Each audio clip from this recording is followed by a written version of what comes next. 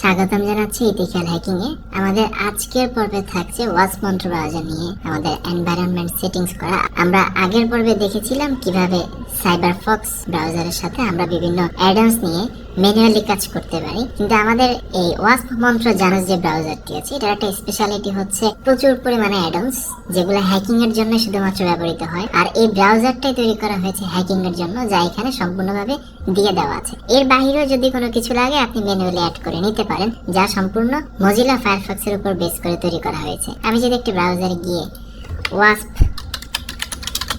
মন্ত্র ব্রাউজার লিখে যদি সার্চ করি তাহলে আপনারা এই ব্রাউজারটি পাবেন।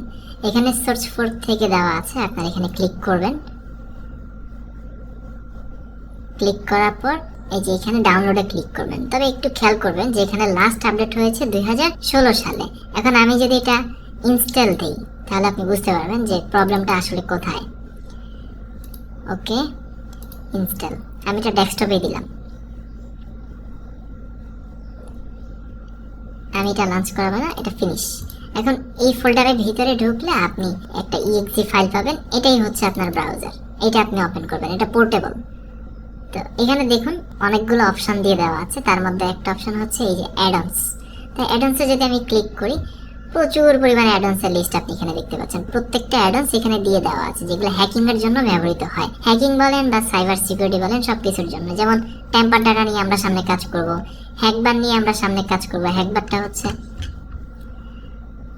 এই যে হ্যাকবার নিয়ে কাজ করব। তারপর HTTP ফক্স নিয়ে কাজ করব, HTTP লাইভ হেডার নিয়ে আমরা কাজ করব। আর এই যে লাইভ হেডার্স, তারপরে টেম্পার ডাটা তো বললামই। এরকম অনেকগুলো অপশন আছে। যেমন এগুলো হচ্ছে ডিসেবল করা। আপনার যদি এনাবল করতে ইচ্ছা হয় তো আপনি এখান থেকে এনাবল করে নিতে পারেন, আবার ডিসেবল করে দিতে পারেন। যেগুলো যখন যা লাগে তখন তা নিয়ে নিতে পারেন। আপনার SQL ইনজেক্ট নিয়ে আমরা কাজ করব। তো এখানে যদি হ্যাকবারে ক্লিক করি এখানে দেখুন হ্যাকবারটা চলে আসছে। এখানে হ্যাকবারে কিন্তু অপশন কম, কিন্তু আমরা যে সাইবারফক্স ব্রাউজারটি আমি আপনাদেরকে দেখিয়েছিলাম এই যে দেখুন এখানে কিন্তু অপশন বেশি। তো এইখানে একটু ডিফারেন্স আছে তাদের বাই ডিফল্ট যে হ্যাকবারটা।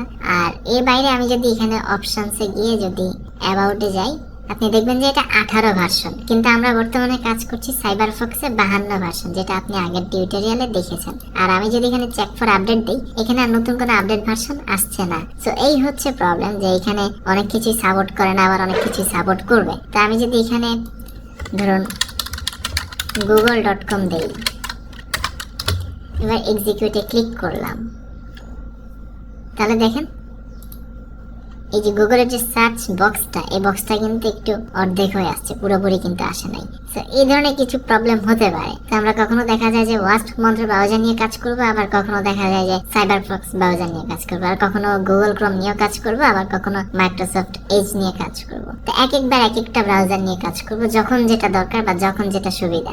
আর আমি আপনাদেরকে একটি টেক্সট ফাইলে করে প্রত্যেকটা ব্রাউজারে বা অ্যাডন্সের যে লিঙ্কগুলো আছে এগুলো আমি আপনাদেরকে দিয়ে দেবো। দেখা হচ্ছে পরবর্তী টিউটোরিয়ালে। ধন্যবাদ।